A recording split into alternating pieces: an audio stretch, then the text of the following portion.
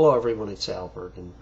I know in the last few days there's been a lot of attention given on YouTube to the passing of Christopher Hitchens, and I'm not going to add anything to that here, but I want to point out another significant passing of someone who certainly in the popular culture is not nearly as well known as Hitchens, but I think in terms of his historical significance will turn out to be far more important, and that is the passing of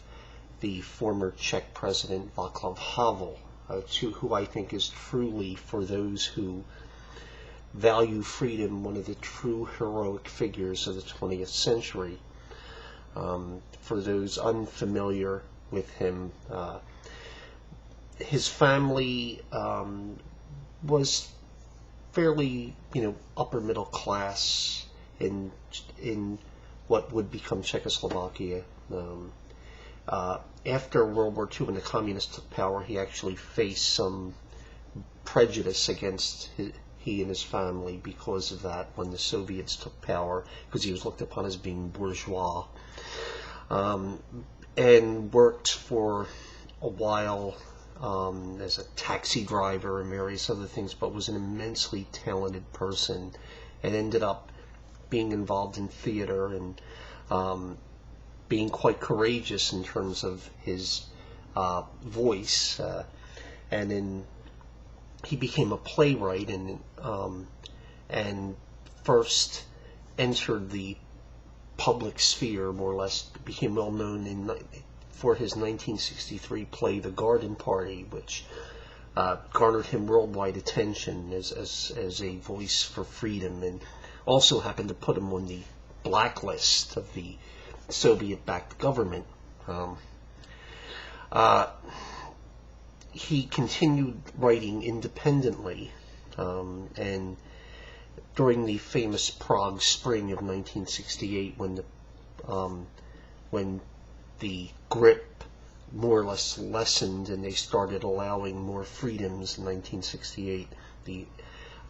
he became the head of what was called the Circle of Independent Writers, and he became a major voice for free speech. Of course, all of this was repressed with the brutal Soviet invasion of Czechoslovakia in 1968. He spent time in prison. He was in 79, for example, because he continued to speak out. He was arrested and sentenced to 4.5 years in prison for founding a committee for the defense of those prosecuted unjustly. And he basically was in and out of prison because of he simply would not be silenced, and was under constant surveillance. He was finally released for the last time in May of 1989, just 6 months before what would become known as the Velvet Revolution in Czechoslovakia, right around the time the Soviet bloc was collapsing. And he more or less became a symbol at that point, and was actually rose to the presidency. One of the few times you'll ever find a revolution led by, basically leading to a presidency, not by a military leader or a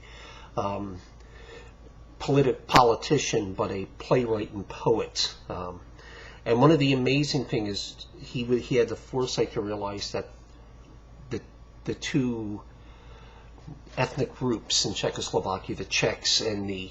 of which he was a member, and he was a Czech, and the Slovaks, simply they each wanted their own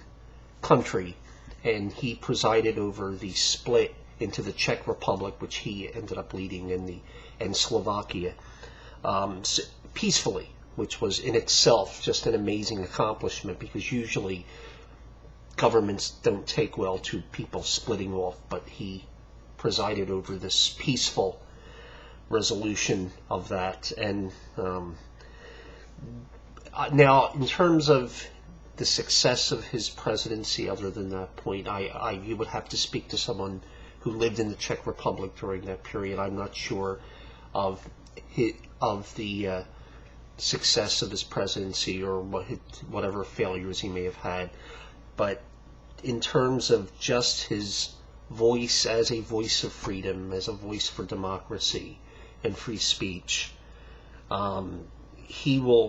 he's truly a giant, because he did it in the face of the most severe persecution